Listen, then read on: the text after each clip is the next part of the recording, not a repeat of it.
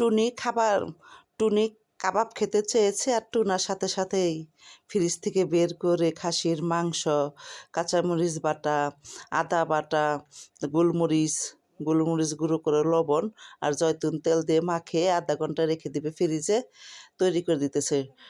কিভাবে টুনিকে ভালো রাখা যায় সে চেষ্টা করে, টুনা সবসময় চেষ্টা করে যে কি করা যায়, তাকে কিভাবে ভালো রাখা যায়, তার মনটা কিভাবে ভালো রাখা যায় চেষ্টা করে।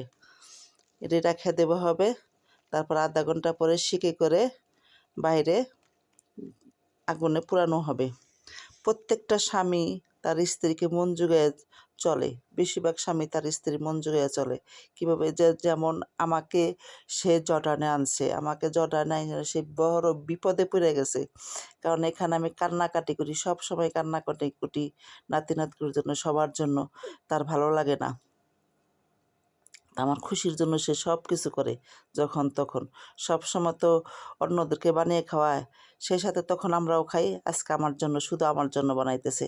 এখানকার পুরা 2টা পেঁয়াজ দিছি, মানে পুরবার দিছি, এত মজা, মানে ওই কাবাবের সাথে পেঁয়াজ দিয়ে আমি খেয়ে ফেলছি, কারণ আমার কাবাবের যে পেঁয়াজটা এত মজা লাগে, কাবাব পেঁয়াজ আর একটু রুটি হইলেও হয়ে যায়।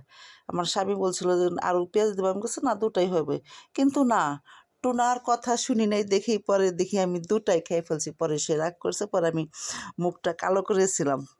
এই যে সব নামানো হচ্ছে, নামিয়ে পরিবেশন করা হবে রুটি দিয়ে। রুটি আবার সেঁকা হয়েছে গরম আগুনেই, এখানে সবাই সেঁকে, এই গরম আগুনে সেঁকে সালাদ বানাইছে, সেই বানাইছে, টুনাই বানাইছে। জুস আছে, এটা আঙ্গুরের জুস আছে, সে আঙ্গুরের জুস খাবে, আমি সেভেনের মধ্যে খাবো। উফ, সে যে মজা হয়েছে কাবাবটা, শিক কাবাবটা এত মজা হয়েছে, মানে বটি কাবাবটা এত মজা হয়েছে, অনেক অনেক মজা হয়েছে।